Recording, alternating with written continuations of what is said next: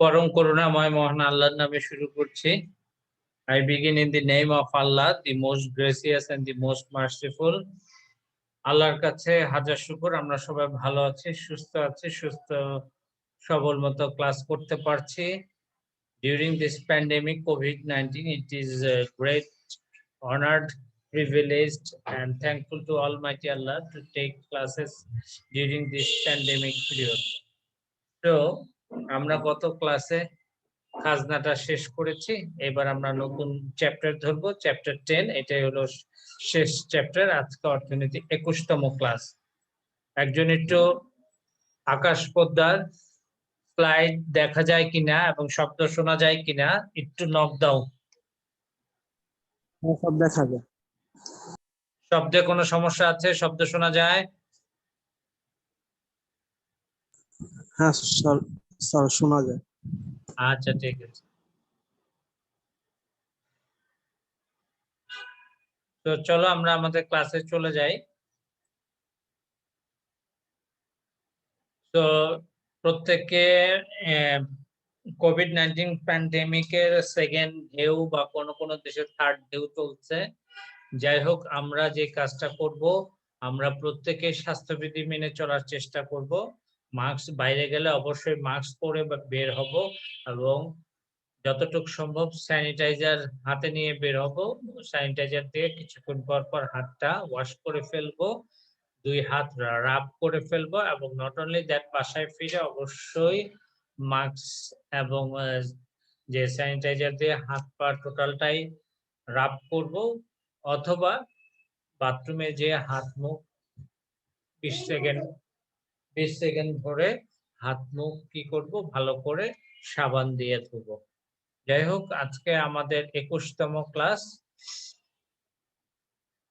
আমরা যে বইগুলো ব্যবহার করব, রণজিৎ স্যারের বই সবাই জানি, হাসান বুক হাউস অর্থনীতি প্রথম পত্র, আক্তার স্যারের বই স্বপন ইগনাসিউস গ্রেগরি, হুমায়ুন কবির অর্থনীতি প্রথম পত্র, অ্যাঞ্জেল পাবলিকেশন। আজকে আমাদের 21তম ক্লাস, অধ্যায় 10-এর উপরে প্রথম লেকচার, মুদ্রা ও ব্যাংক, মানি অ্যান্ড ব্যাংকিং। শিখন পর আজকের লেকচার শেষে একজন স্টুডেন্ট কি কি শিখতে পারবে বা লেসন প্ল্যান যাকে বলে। নাম্বার 1, অর্থের ধারণা ব্যাখ্যা করতে পারবে। নাম্বার 2, অর্থের কার্যাবলী বর্ণনা করতে পারবে। বিহিত মুদ্রা সম্পর্কে ধারণা ব্যাখ্যা করতে পারবে। আমানত সম্পর্কে ধারণা ব্যাখ্যা করতে পারবে। মুদ্রার মূল্য সম্পর্কে ধারণা ব্যাখ্যা করতে পারবে। চিত্র ও উদাহরণ দিয়ে মুদ্রার মূল্য ও দাম স্তরের মধ্যে সম্পর্ক ব্যাখ্যা করতে পারবে। তো আজকের লেকচার শেষে আমরা এই জিনিসগুলো খুব ভালো করে শিখবো বা ভালো করে জানবো। তো চলে যাই আজকের লেকচারে। আজকের আলোচনা বিষয় আমরা প্রথম হচ্ছে মুদ্রা নিয়ে কাজ করব, তারপর মুদ্রার ফাংশন অফ মানি, মুদ্রা কিভাবে কাজ করে সেটা, বিহিত মুদ্রা, আমানত বা ঋণ, ডিপোজিটস অর ক্রেডিট, মুদ্রার মূল্য, ভ্যালু অফ মানি, মুদ্রার মূল্য পরিবর্তন, changes in the value of money, এগুলো নিয়ে আমরা কাজ করব। তো প্রথমে আসি মুদ্রা বা অর্থ বা মানি কাকে বলা হয়। এটা খুব ইম্পর্টেন্ট জিনিস। আজকের দুনিয়ায় মানি ছাড়া সবকিছুই অচল। ঘরের বাইরে পা ফেলতে গেলে মানি দরকার। দৈনন্দিন জীবনে টাকা ছাড়া কোনো কিছুই হবে না, যেটাই হোক না কেন। ঠিক আছে? তো মুদ্রা কি জিনিস একটু খেয়াল করি আমরা। মুদ্রা কি জিনিস? যে বস্তু বিনিময়ের মাধ্যম, স্থগিত লেনদেনের মান ও ঋণ পরিশোধের উপায় হিসেবে সকলের নিকট গ্রহণযোগ্য, আইন সিদ্ধ এবং যা মূল্যের পরিমাপক ও সঞ্চয়ের বাহন হিসেবে কাজ করে তাকে মুদ্রা বলে। তো কি বলেছি একটু খেয়াল করো। যে বস্তু বিনিময়ের মাধ্যম, যার মাধ্যমে বিনিময় করা হয়, স্থগিত লেনদেনের মান, ঋণ পরিশোধের উপায় হিসেবে কাজ করে, ঋণ পরিশোধের উপায় হিসেবে কাজ করে, সকলের নিকট গ্রহণযোগ্য, আইনসিদ্ধ এবং যা মূল্যের পরিমাপক ও সঞ্চয়ের বাহন হিসেবে কাজ করে তাকে মুদ্রা বলে। অন্যভাবে বলা যায় যে অর্থ হচ্ছে ওই সকল উপাদানের মজুদ যাতে লেনদেনের উদ্দেশ্যে সার্বজনীন গ্রহণযোগ্য একটি অদ্বিতীয় বৈশিষ্ট্য বিদ্যমান। হ্যাঁ, তো মূলত কথা হচ্ছে অর্থটা কি? অর্থটা হচ্ছে বিনিময়ের মাধ্যম। সংকীর্ণ অর্থে বলা যায় যে অর্থ হচ্ছে এরূপ একটি বিনিময়ের মাধ্যম যা সবার নিকট গ্রহণযোগ্য, যা ক্রয় বিক্রয় এবং সকল প্রকার লেনদেন তথা দেনা পাওনার হিসাব সম্পন্ন করা যায়, তাকে অর্থ বলে। So money is a function of four, আমাদের বলা আছে। নাম্বার 1 বিনিময়ের মাধ্যম, নাম্বার 2 সঞ্চয়ের ভান্ডার, নাম্বার 3 মূল্যের পরিমাপক। তো তাকেই মুদ্রা বলে। সো মুদ্রা মানেটা কি? মুদ্রা হচ্ছে একটা কাগজে হতে পারে, ধাতব হতে পারে, যার মধ্যে বিনিময় করা যায়, যা সঞ্চয় করা যায়, যা দেনা পাওনার টাকা পরিশোধ করে, যা মূল্যের পরিমাপক হিসেবে কাজ করে, তাকেই বলা হয় মুদ্রা। বিভিন্ন দেশে মুদ্রা বিভিন্ন নামে পরিচিত। বাংলাদেশে মুদ্রা টাকা নামে পরিচিত, ভারতে রুপি, জাপানে ইয়েন, জার্মানিতে ইউরো, যুক্তরাষ্ট্রে পাউন্ড স্টার্লিং, আর আমেরিকাতে ডলার হিসেবে পরিচিত। তো অর্থ হচ্ছে এমন একটি জিনিস যা বিনিময়ের মাধ্যম হিসেবে সকলের নিকট গ্রহণীয় এবং যা মূল্যের পরিমাপক ও সঞ্চয়ের বাহন হিসেবে কাজ করে, তাকেই বলা হচ্ছে অর্থ। Money may be defined as anything that is generally acceptable as a means of exchange and at the same time acts as a measure and as a store of value. Professor G Crowther. ক্রাউথারের মতে অর্থ হচ্ছে এমন একটা জিনিস যা বিনিময়ের মাধ্যম হিসেবে সকলের নিকট গ্রহণযোগ্য হবে এবং যা মূল্যের পরিমাপক এবং সঞ্চয়ের বাহন হিসেবে কাজ করবে, তাকেই বলা হচ্ছে কি? তাকেই বলা হচ্ছে অর্থ। ঠিক আছে?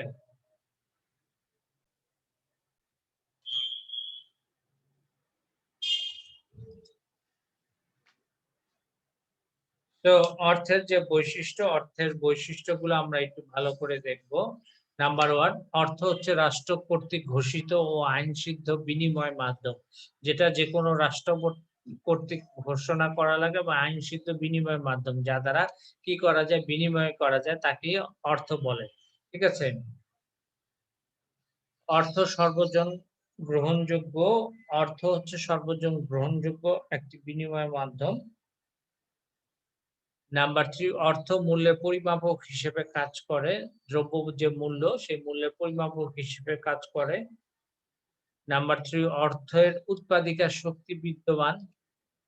নাম্বার 5 অর্থ দেনা পাওনার নিষ্পত্তি করে। অর্থ সঞ্চয়ের বাহন হিসেবে কাজ করে। অর্থ ঋণের চুক্তি মিটিয়ে থাকে।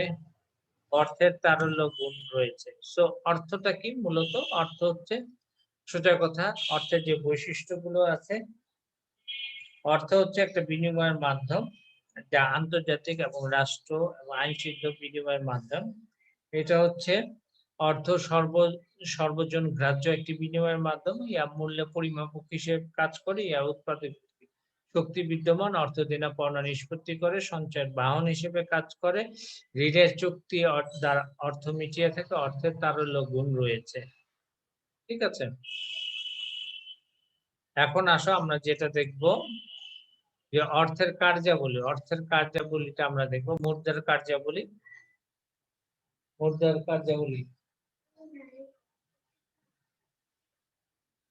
Function of money. একটা অর্থ কি কি কাজ করে থাকে একটু ভালো করে আমরা খেয়াল করি। প্রথমে আসে বাণিজ্যিক কার্যাবলী। বাণিজ্যিক কার্যাবলীর ভিতরে রয়েছে বিনিময়ের মাধ্যম। প্রথমে বলি,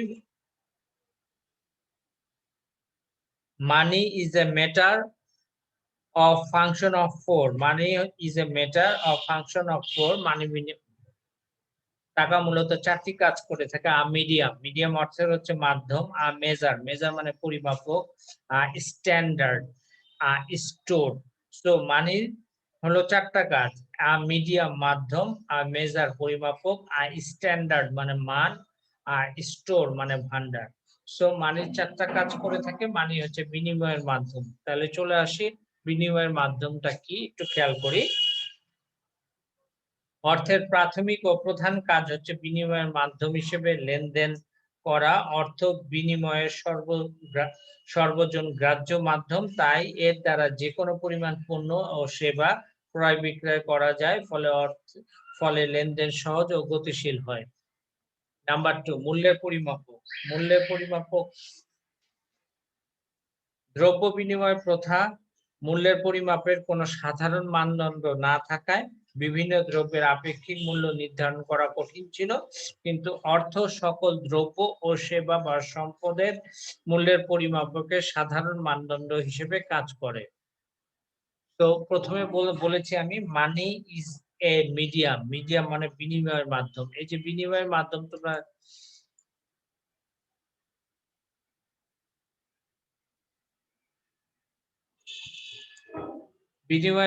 তোমরা দেখলে মিডিয়াম, প্রথমে হচ্ছে মিডিয়াম, দেন হচ্ছে মেজার, স্থগিত লেনদেনের মান স্ট্যান্ডার্ড। একটু খেয়াল করি, স্থগিত লেনদেনের মান।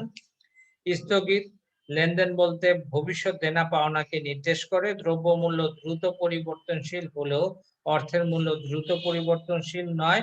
ঋণদাতা অর্থ দ্বারা ঋণ দেয় এবং ঋণ গ্রহীতা অর্থ দ্বারা তা পরিশোধ করে, ফলে অর্থনৈতিক কর্মকাণ্ড নির্বিঘ্নে চলতে থাকে। সঞ্চয়ের বাহন। সঞ্চয়ের বাহন হচ্ছে অর্থ ক্ষণস্থায়ী এবং পতনশীল নয় বলে এটি সঞ্চয়ের বাহন হিসেবে ব্যবহৃত হয়। অধিকাংশ দ্রব্য সামগ্রী পতনশীল ও ক্ষণস্থায়ী বলে দ্রব্য বিনিময় প্রথার দ্রব্যের মাধ্যমে সঞ্চয় সম্ভব নয়, কিন্তু অর্থ সবকিছু বিনিময় করা যায়। এরূপ দ্রব্য সামগ্রী বা সেবার মূল্য অর্থের মাধ্যমে সংরক্ষণ করা সম্ভব হয়ে ওঠে। মূল্য স্থানান্তর বাহন। মূল্য স্থানান্তরের বাহন অর্থের সাহায্যে সহজেই পণ্য সামগ্রী বেচা কেনার মাধ্যমে মূল্য স্থানান্তর করা যায়। তো এটা হচ্ছে বাণিজ্যিক কার্যাবলী। ঠিক আছে, এরপরে চলে আসি আমরা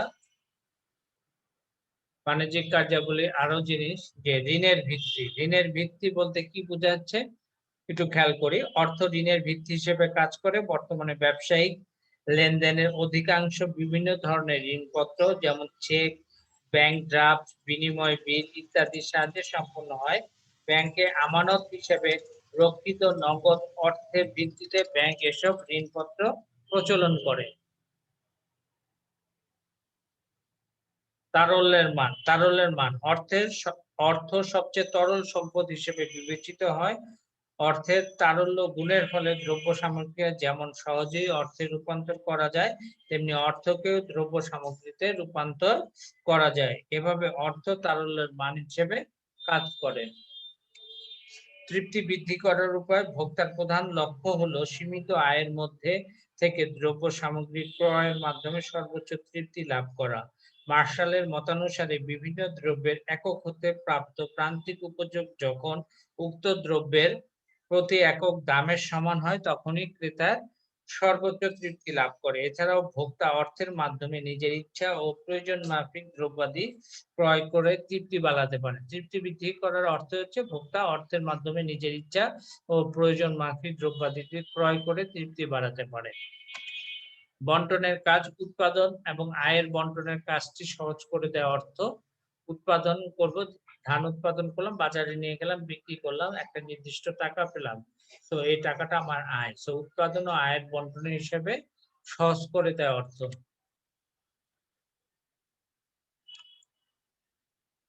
সামাজিক ও মনস্তাত্ত্বিক কার্যাবলী। সামাজিক কার্যাবলী একটু খেয়াল করি। অর্থ নানাবিধ সামাজিক কার্যাবলী সম্পাদন করে থাকে। অর্থের সামাজিক কার্যাবলী বর্তমানে গুরুত্বের সাথে স্বীকার করা হয়। সামাজিক মর্যাদা ও নিশ্চয়তার প্রতীক। সামাজিক মর্যাদা ও নিশ্চয়তার প্রতীক একটু খেয়াল করি। অর্থ হিসেবেই কাউকে ধনী কাউকে গরিব চিহ্নিত করা হয়। সে অনুসারে সামাজিক মর্যাদা নির্ধারিত হয়। তার মানেটা কি? সমাজে মানুষের মর্যাদা ও নিরাপত্তা দ্রব্য সামগ্রী ও সম্পদের আর্থিক মূল্যমান দ্বারাই নির্ণীত হয়। নাম্বার 2, সামাজিক সম্পর্ক রক্ষা। বিভিন্ন সামাজিক অনুষ্ঠান প্রথা পালনে অর্থের ব্যবহার সামাজিক সম্পর্ক রক্ষার উপায় হিসেবে কাজ করে। নাম্বার 3, মনস্তাত্ত্বিক যে কার্যাবলীর মধ্যে রয়েছে মানসিক প্রফুল্লতা নির্ধারক। একটু খেয়াল করি। নগদ অর্থ মানুষের মনোবল বাড়ায় এবং মানুষকে প্রফুল্ল রাখে। মনস্তাত্ত্বিক নির্ভরতার প্রতীক, লেনদেনের ক্ষেত্রে গ্রহণযোগ্য মাধ্যম হিসেবে অর্থের ব্যবহার উভয় পক্ষের জন্য নির্ভরতার প্রতীক হিসেবে কাজ করে।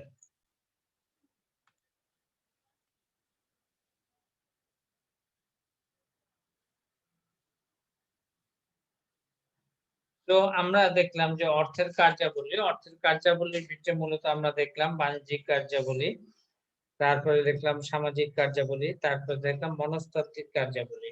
এখন আমরা চলে আসবো যে বিহিত মুদ্রা কি, হোয়াট ইজ লিগ্যাল টেন্ডার্স, বিহিত মুদ্রাটা কি, লিগ্যাল টেন্ডার মানিটা কি। ঠিক আছে, চলো আমরা চলে যাই। একটু খেয়াল করি যে বিষয়টা,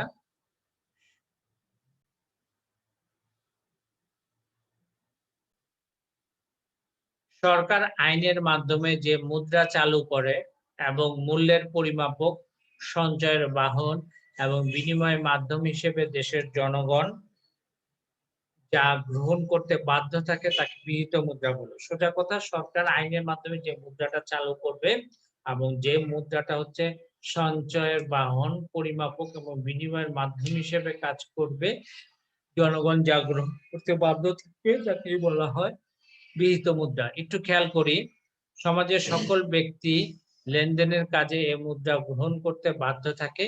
কোনো ব্যক্তি এই মুদ্রা গ্রহণে অস্বীকৃতি প্রকাশ করলে তা দণ্ডনীয় অপরাধ হিসেবে বিবেচিত হয়। ঠিক আছে,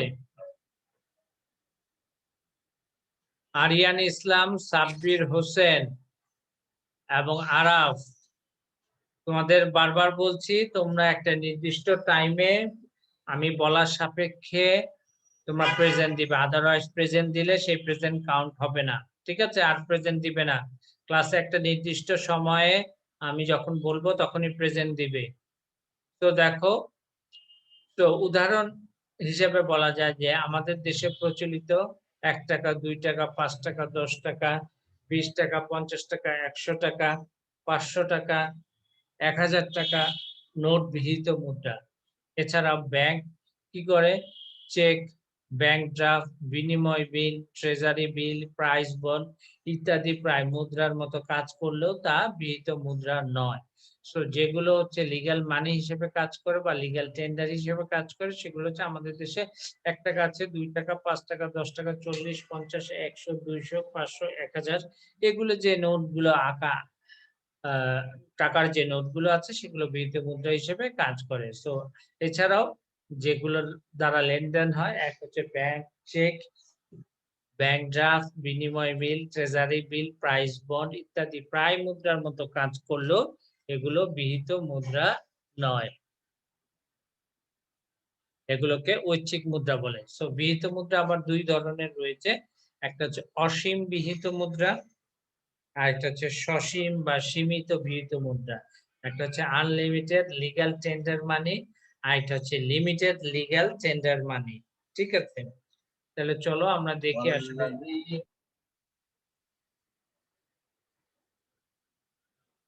তো আনলিমিটেড লিগ্যাল টেন্ডার মানি আর একটা হচ্ছে লিমিটেড লিগ্যাল টেন্ডার মানি। এখন আমরা দেখব যে লিমিটেড আর আনলিমিটেড টেন্ডার মানি গুলো কি। একটু খেয়াল করি, অসীম বিহিত মুদ্রাটা কি। লেনদেনের পরিমাণ যত বেশি হোক না কেন তা যে অর্থের মাধ্যমে পরিশোধ করা হয় তাই সীমাহীন বা অসীম বিহিত মুদ্রা।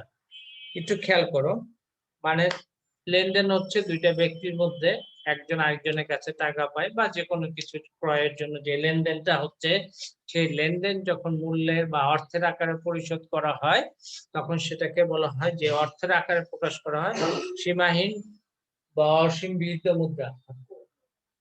অসীম বিহিত মুদ্রা উদাহরণ দেখো, আমাদের দেশে প্রচলিত 1 টাকা, 2 টাকা, 5 টাকা, 10 টাকা, 20 টাকা, 50 টাকা, 100 টাকা, 500 টাকা, 1000 টাকার নোট হচ্ছে অসীম বিহিত মুদ্রা।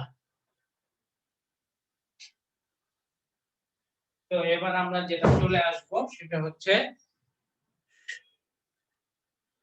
তো অসীম বিহিত মুদ্রার বিপরীতে সরকার কেন্দ্রীয় ব্যাংকের মাধ্যমে নির্দিষ্ট পরিমাণ মূল্যবান ধাতু, স্বর্ণ বা রৌপ্য বা বৈদেশিক মুদ্রায় রিজার্ভ রাখে। জনগণ এসব মুদ্রাকে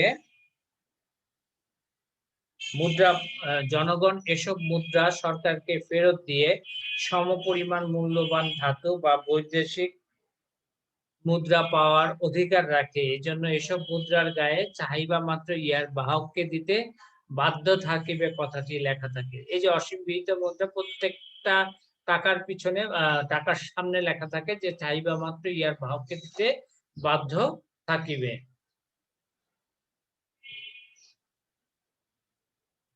পাওনার পরিমাণ অনেক বেশি হলেও পাওনাদার অসীম বিহিত মুদ্রার মাধ্যমে তা গ্রহণে বাধ্য থাকে। পাওনার পরিমাণ যদি অনেক বেশি থাকে, কেউ যদি বেশি পরিমাণ টাকা আমার কাছে পায়, সেই টাকাটা যখনই আমি কি করব, সেই টাকাটা যখনই আমি দিব পাওনাদার অসীম বিহিত মুদ্রার মাধ্যমে তা গ্রহণ করতে সে কি থাকবে, সে বাধ্য থাকিবে।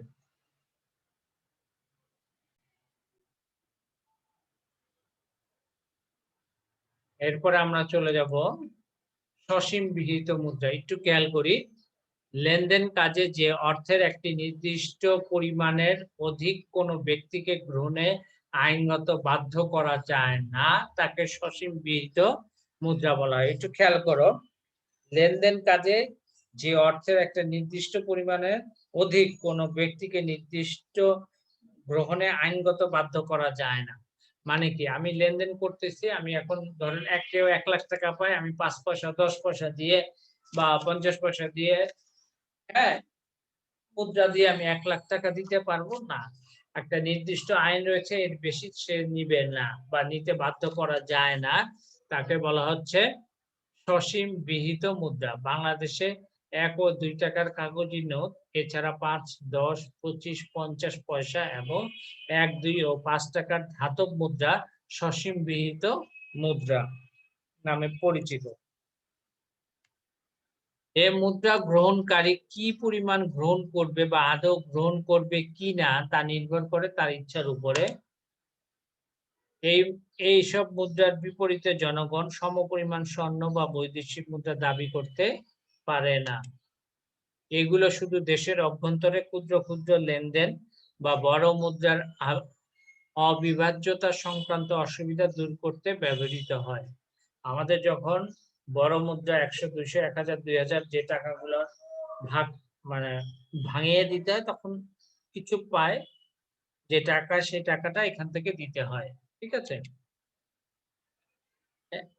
আমানত বা ঋণ। আমানত বা ঋণ কাকে বলে? Deposits or credit.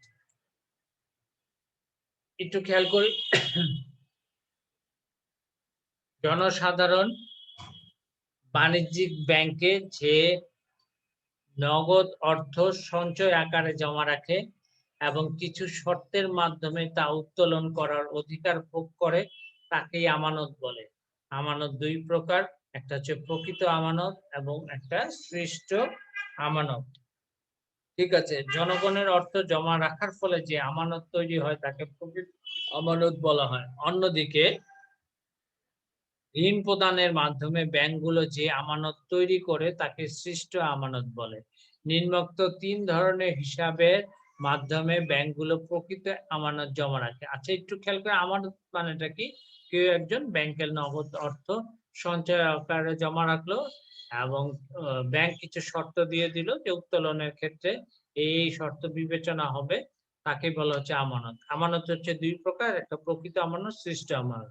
জনগণ যে অর্থ ব্যাংকে যে রাখলো, জমা রাখলো, যে আমানতটা তৈরি হলো সেটাকে প্রকৃত আমানত বলা হয়। অন্যদিকে ঋণ প্রদানের মাধ্যমে ব্যাংকগুলো যে আমানত তৈরি করে তাকে বলা হয় সৃষ্ট আমানত। ঠিক আছে? ঋণ প্রদানের মাধ্যমে ব্যাংকগুলো যে আমানত তৈরি করে তাকে সৃষ্ট আমানত বলে। নিম্নোক্ত 3 ধরনের হিসাবের মাধ্যমে ব্যাংকগুলো প্রকৃত আমানত জমা রাখে। এখন দেখি কি 3 ধরনের। নাম্বার 1, চলতি আমানত বা ডিমান্ড ডিপোজিট। চলতি আমানতটা কি দেখি। যে আমানতের অর্থ আমানতকারী তার প্রয়োজনে যে কোনো সময় উত্তোলন করতে পারবে, সেই আমানতকে চলতি আমানত বলে। ডিমান্ড ডিপোজিট কি? আমি একটা ব্যাংকে 2 লাখ টাকা রাখলাম, আমার এখন 50,000 টাকা দরকার, আমি এখন 50,000 টাকা, আবার কিছুক্ষণ পরে বাকি 50,000 দরকার হবে, আমি যে টাকা তুলে ফেলবো, মানে এই আমানতের সাথে কোনো শর্ত সংযুক্ত থাকবে না। আমি যখন তখন চাইলে এই আমানত উঠাতে পারবো, সেটাকে বলা হয় চলতি আমানত। এরূপ আমানত হতে আমানতকারী কোনো সুদ পায় না। নাম্বার 2, সঞ্চয়ী আমানত। সঞ্চয়ী আমানতটা কি একটু খেয়াল করি। সঞ্চয়ী আমানতটা হচ্ছে ব্যক্তি বা প্রতিষ্ঠানের সঞ্চয়কে সংগ্রহ করে তার বিপরীতে সুদ প্রদানের মাধ্যমে যে আমানত তৈরি করা হয় তাকে সঞ্চয়ী আমানত বলে। এ ধরনের আমানত উত্তোলন করতে চাইলে ব্যাংকে আগে থেকে নোটিশ দিতে হয়। সপ্তাহে 2 বারের বেশি অর্থ উত্তোলন করা যায় না। সঞ্চয়ী আমানত হচ্ছে ব্যক্তি বা প্রতিষ্ঠান সঞ্চয়কে সংগ্রহ করে তার বিপরীতে সুদ প্রদানের মাধ্যমে যে আমানত তৈরি করে তাকে সঞ্চয়ী আমানত। তো সঞ্চয়ী আমানত যদি আমি উত্তোলন করতে চাই, ব্যাংকে আগে থেকে আমাকে নোটিশ দিতে হবে এবং যেকোনো সপ্তাহে 2 বারের বেশি এই অর্থ উত্তোলন করা যাবে না। আর স্থায়ী আমানত বলতে কি বোঝাচ্ছে? স্থায়ী আমানত বলতে বোঝাচ্ছে, একটু খেয়াল করি। স্থায়ী আমানত বলতে কি বোঝাচ্ছে? নিরাপত্তার সাথে অধিক মুনাফার আশায় ব্যক্তি বা প্রতিষ্ঠান যখন কোনো নির্দিষ্ট সময় মেয়াদে অর্থ জমা রাখে, যার বিপরীতে নির্দিষ্ট হারে সুদ দেওয়া হয়, তাকে স্থায়ী আমানত বলে, ফিক্সড ডিপোজিট বলা হয়। হ্যাঁ, মেয়াদের পূর্বে অর্থ উত্তোলন করতে গেলে ক্ষতিপূরণ হিসেবে কম সুদ প্রদান করা, যেমন 3 বছর, 5 বছর, 10 বছর, 20 বছর, 25 বছর। 25 বছরের আগে সে অর্থ তুলতে পারবে না। যদি অর্থ তুলে তাহলে তাকে ক্ষতিপূরণ হিসেবে কম সুদ প্রদান করতে হবে। সো যে আমানত 3 প্রকার। একটা ডিমান্ড ডিপোজিট, চলতি আমানত, 2 হচ্ছে সঞ্চয়ী আমানত, 3 হচ্ছে স্থায়ী আমানত। মুদ্রার মূল্য, ভ্যালু অফ মানি। একটু খেয়াল করে, মুদ্রার মূল্য বা ভ্যালু অফ মানি খুব ইম্পর্টেন্ট একটা জিনিস। একটি নির্দিষ্ট পরিমাণ অর্থ দ্বারা যে পরিমাণ দ্রব্য ও সেবা কর্ম ক্রয় করা হয় তাকে অর্থের মূল্য বলা হয়। কি বলেছি আবার একটু ভালো করে শুনি। অর্থের মূল্য বলতে বোঝায় মূলত অর্থের ক্রয় ক্ষমতাকে, মানে একটা নির্দিষ্ট অর্থ দ্বারা কি পরিমাণ দ্রব্য ও সেবা কর্ম আমরা ক্রয় করতে পারবো তাকেই বলা হচ্ছে অর্থের মূল্য। অর্থের মূল্য বলতে বোঝায় অর্থের ক্রয় ক্ষমতাকে। অর্থের নিজস্ব মূল্য না থাকলেও এর মাধ্যমে দ্রব্য ও সেবা কর্মের দাম প্রকাশ করা হয়। এজন্য অর্থের মূল্য বলতে অর্থের ক্রয় ক্ষমতাকে বোঝানো হয়। অধ্যাপক আরভিন ফিশার তার বিনিময় সমীকরণে দেখান যে অন্যান্য অবস্থায় স্থির থাকলে দ্রব্যের দামের সঙ্গে অর্থের মূল্যের সম্পর্ক বিপরীত। অর্থাৎ দ্রব্যের দাম দ্বিগুণ হলে অর্থের মূল্য অর্ধেক হবে, আবার দ্রব্যের দাম অর্ধেক হলে অর্থের মূল্য দ্বিগুণ হবে। এটা একটা সমীকরণ দিয়ে দেখানো হয়, সমীকরণটা দেখানো হবে তোমাদেরকে। একটু খেয়াল করি বিষয়টা, তাহলে আমরা বুঝে যাব। দেখো, অর্থের মূল্যের সূত্রের সাহায্যে প্রকাশ করা হলে লেখা যায় অর্থের মূল্য সমান সমান 1/p বা 1 দাম স্তর। অর্থের মূল্য মানে কি? অর্থের মূল্য হলো ভেলোসিটি অফ মানি, সেটাকে অর্থের গতিবেগ বলা হয় বা অর্থের মূল্য বলা হয়। v of m is equals 1/p। তার মানে কি? অর্থের মূল্য ও দামের সম্পর্কে কিন্তু বিপরীত সম্পর্ক বিদ্যমান, যেহেতু ব্যস্তানুর সময় দাম বাড়লে অর্থের মূল্য কমে আর দাম কমলে অর্থের মূল্য বাড়ে। তাহলে এক্ষেত্রে দামের স্তর বাড়লে অর্থের মূল্য হ্রাস পায় আর দামের স্তর কমলে অর্থের মূল্য বৃদ্ধি পায়। সো নিচের উদাহরণটি লক্ষ্য করা যাক। 30 টাকা দ্বারা 1 কেজি চাল ক্রয় করা হলে 30 টাকার মূল্য সমান 1 কেজি চাল, তাহলে 1 টাকার মূল্য হচ্ছে 1/30 কেজি চাল। এটা স্বাভাবিক, এটা একটা ধরে নিলাম। তো 1 কেজি চালের দাম 30 টাকা থেকে বেড়ে 40 টাকা হলে ব্যাপারটা কি হচ্ছে একটু দেখি। 40 টাকার মূল্য 1 কেজি চাল, 1 টাকার মূল্য হচ্ছে 1/40 কেজি চাল। তাহলে ব্যাপারটা কি হচ্ছে? আমি আবারও বলছি, তোমাদেরকে আমি এখনো অ্যাটেন্ডেন্স দিতে বলিনি। যারা এখনো অ্যাটেন্ডেন্স দিচ্ছ তাদের অ্যাটেন্ডেন্স কাউন্ট হবে না। ঠিক আছে? তোমাদেরকে প্রতিদিন আমার এক কথা বলতে ভালো লাগে না, যে একটা নির্দিষ্ট টাইমে আমি সময় দিব, সময় দিলে তোমরা সেই সময় অ্যাটেন্ডেন্স দিবে। এর আগে বা পরে অ্যাটেন্ডেন্স দিলে সেই অ্যাটেন্ডেন্স কাউন্ট হবে না। তো 1 টাকার মূল্য সমান 1/40 কেজি চাল। 1/40 কেজি চাল। এখানে 1 টাকার মূল্য 1/30 কেজি চাল, এখানে 1 টাকার মূল্য 1/40 কেজি চাল। অর্থাৎ চালের দাম বৃদ্ধি পায় 1 টাকায়, আগের থেকে আমি কম পরিমাণ চাল পাচ্ছি। 1 টাকার মূল্য হচ্ছে 1/30 আর 1 টাকার মূল্য হচ্ছে 1/40। তো এ থেকে কি বোঝা যায় যে অর্থের মূল্য দাম স্তরের উপরে নির্ভরশীল। অর্থের মূল্য দাম স্তরের উপরে নির্ভরশীল। কিভাবে নির্ভরশীল? বিপরীতভাবে নির্ভরশীল।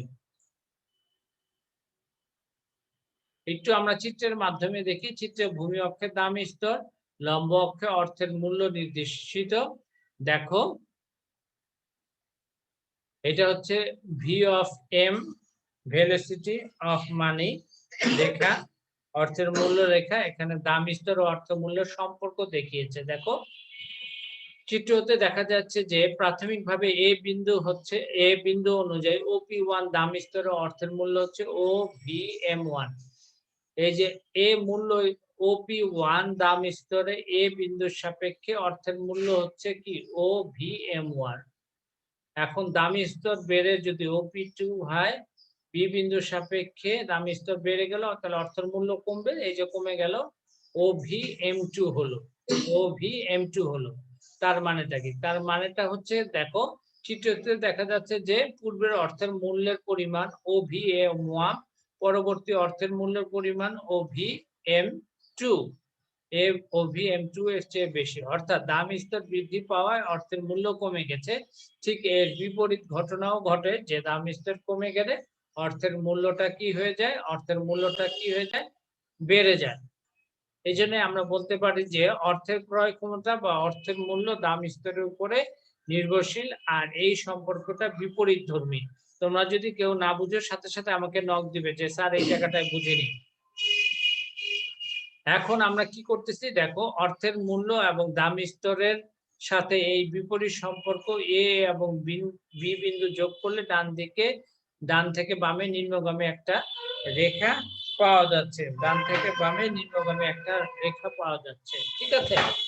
তো দাম স্তর যদি OP1 হয়, অর্থের এ বিন্দুর সাপেক্ষে অর্থের মূল্য নির্ধারিত হয় OVM1। দাম স্তর বেড়ে OP2 হলো, বি বিন্দুর সাপেক্ষে অর্থের ভেলোসিটি বা অর্থের মূল্য নির্ধারিত হয় OVM2। তার মানে অর্থের মূল্যটা কি হলো? কমে গেল। তার মানে কি দাম স্তর বাড়লে অর্থের মূল্য কমে, দাম স্তর কমলে অর্থের মূল্য বাড়ে। তার মানে বিপরীত সম্পর্ক বিদ্যমান।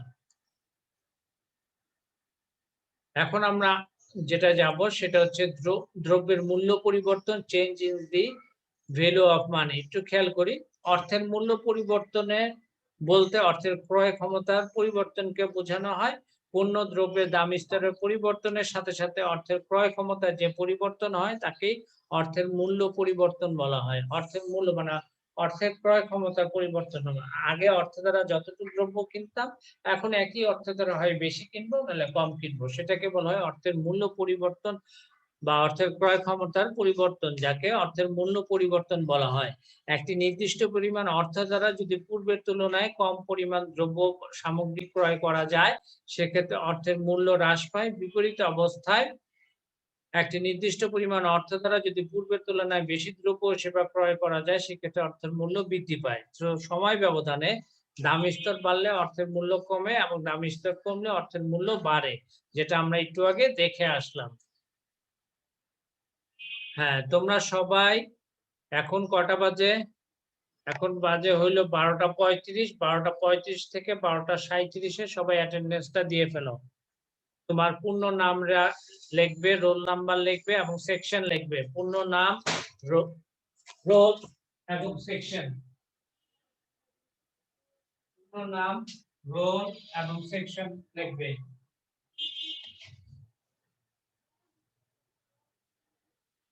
একটু খেয়াল করি যে অর্থের মূল্যের পরিবর্তনের ক্ষেত্রে দাম স্তরে কিরকম প্রভাব ফেলে তা আমরা এই চিত্রের মাধ্যমে দেখি।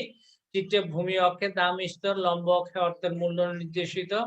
প্রথমে অর্থের মূল্য ছিল OP1, এ বিন্দু সাপেক্ষে অর্থের মূল্য দ্রব্যমূল্য ছিল OP1, এ বিন্দু সাপেক্ষে অর্থের মূল্য নির্ধারিত হয় OVM1। এরপরে দ্রব্যমূল্য বেড়ে গেল OP1 থেকে OP2, সো সেক্ষেত্রে অর্থের মূল্য কমে গেল, কমে হচ্ছে OVM1 থেকে OVM2 হলো। তার মানে কি দামি স্তর বৃদ্ধির সাথে সাথে অর্থের মূল্য কমে গেল। সো দামি স্তর বৃদ্ধি পাওয়ার সাথে সাথে অর্থের মূল্য কমে গিয়েছে, অর্থাৎ অর্থের ক্রয় ক্ষমতা কমে গিয়েছে। ঠিক এর বিপরীত ঘটনাও ঘটে, অর্থাৎ দামি স্তর কমে গেলে অর্থের মূল্য বাড়ে, আবার অর্থের ক্রয় ক্ষমতা বেড়ে যায়। এজন্য আমরা বলতে পারি যে অর্থের মূল্যের পরিবর্তনকে দামের পরিবর্তনের ফলে অর্থের ক্রয় ক্ষমতার পরিবর্তন বলা হয়। আমি কি বলেছি একটু খেয়াল করো, এখানে বলছে অর্থের মূল্য পরিবর্তন। অর্থের মূল্য পরিবর্তন মানেটা কি? এই যে দামি স্তর আছে OP1 থেকে OP2 হলো, দামি স্তরের পরিবর্তনের ফলে অর্থের যে মূল্য মানে অর্থের ক্রয় ক্ষমতার যে পরিবর্তন হলো, সেটাকেই বলা হয় কি? সেটাকে আমরা কি বলছি? অর্থের মূল্যের পরিবর্তন বোঝানো হচ্ছে, সেটাকে আমি বলছি অর্থের মূল্যের পরিবর্তন। ঠিক আছে? তো আজকে কিছু কোশ্চেন তোমাদেরকে আমি দিব, জ্ঞানমূলক কোশ্চেন, যে আমানত কাকে বলে, দ্রব্যমূল্য বৃদ্ধি পেলে অর্থের মূল্যের উপর কি প্রভাব পড়বে, এগুলো বাড়ি কাজ করবে। আমানত কাকে বলে, দ্রব্যমূল্য বৃদ্ধি পেলে অর্থের মূল্যের উপর আদৌ কোনো প্রভাব পড়ে কিনা সেটা বিশদভাবে ব্যাখ্যা করবে। মুদ্রা কি? মুদ্রা কি তরল সম্পদ, টাকা পয়সা বিনিময়ের মাধ্যম, প্রাচুর্য? অবশ্যই কি তরল সম্পদ, টাকা পয়সা বিনিময়ের মাধ্যম, প্রাচুর্য। কোনটা? অবশ্যই বিনিময়ের মাধ্যম। কোনটি সসীম বিহিত, অসীম আর সসীম? কোনটি সসীম বিহিত মুদ্রা? সসীম বিহিত মুদ্রা কোনটা বলো তো দেখি? সসীম বিহিত মুদ্রা, সসীম বিহিত মুদ্রা 1 টাকা, 2 টাকা, 5 টাকা, 2 টাকার নোট, 5 টাকার নোট, 10 টাকার নোট, 1000 টাকার নোট। অবশ্যই 2 টাকার নোট। এরপরে হচ্ছে আসো নির্ণয়ের ক্ষেত্রে অসীম বিহিত মুদ্রা। 1000 টাকার নোট, 1000 টাকার চেক, 1000 টাকার প্রাইস বন্ড, 1000 টাকার ড্রাফট। তাহলে অবশ্যই অসীম বিহিত মুদ্রা হচ্ছে 1000 টাকার নোট।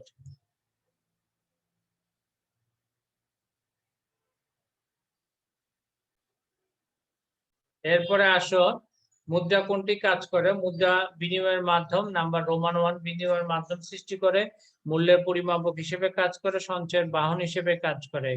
তার মানে অবশ্যই ক, খ, গ, ঘ তিনটাই অবশ্যই হবে ঘ। ঠিক আছে? সরকার কর্তৃক প্রচলিত বিহিত মুদ্রা হলো ধাতব মুদ্রা, কাগজি নোট, চেক ও প্রাইস বন্ড। সরকার কর্তৃক প্রচলিত বিহিত মুদ্রা অবশ্যই আমাদের কোনটা হবে? অবশ্যই আমাদের কি হবে? ধাতব মুদ্রা, কাগজি নোট। এই দুইটা সসীম এবং অসীম, 1 এবং 2 ক হবে।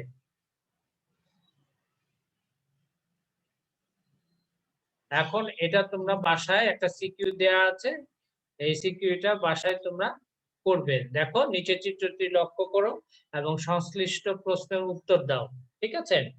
যে এরকম একটা চিত্র ফিগার দেয়া আছে, ভূমি অক্ষের দাম স্তর, অর্থের মুদ্রা নির্দেশিত। এখানে ক বলেছে অর্থ মূল্য কি বলতে কি বুঝো?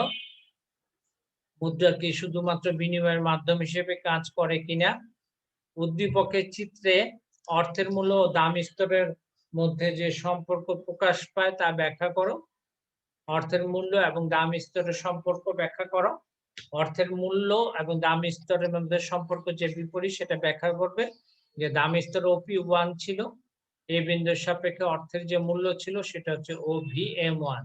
দাম স্তর কম ছিল, অর্থের মূল্যটা বেশি ছিল। এখন দাম স্তর বেড়ে OP1 থেকে OP2 হচ্ছে, OP1 থেকে OP2 হচ্ছে বি বিন্দুর সাপেক্ষে অর্থের যে মূল্য, বি বিন্দুর সাপেক্ষে অর্থের যে মূল্য সেটা OV1 থেকে কমে OVM2 হচ্ছে। তার মানে কি দাম স্তর বাড়লে অর্থের মূল্য কমে, আর দাম স্তর কমলে অর্থের মূল্য বাড়ে। এখন বলেছে ঘ, অর্থের মূল্য VM1 থেকে VM2 হলে বাজার ব্যবস্থায় কোনো প্রভাব পড়বে কিনা তোমার মতামত ব্যাখ্যা করো। অবশ্যই বাজার ব্যবস্থা প্রভাব পড়বে। বাজারে কি দ্রব্যমূল্য বেড়ে যাচ্ছে, অর্থের মূল্য কমে যাচ্ছে, আমি বেশি পরিমাণ দ্রব্য দিবে, অল্প পরিমাণ বেশি পরিমাণ অর্থ দিয়ে অল্প পরিমাণ দ্রব্য কিনতে পারবো, মুদ্রাস্ফীতি সৃষ্টি হবে, এগুলো নিয়ে সুন্দর মতো করে তোমরা বই পড়ে তারপরে ব্যাখ্যা করবে। ঠিক আছে? Okay sir. ধন্যবাদ। আজকে এই পর্যন্ত। কারো কোনো যদি কোশ্চেন থাকে তোমরা কোশ্চেন করতে পারো, কোন চিত্র বা যে কোনো জায়গায় কারো যদি কোনো এমসিকিউ বললেন না স্যার যে 2 টাকা হচ্ছে স্যার অসীম, হ্যাঁ, ইয়া 1000 টাকা স্যার সসীম, এটা একটু বুঝা বলুন।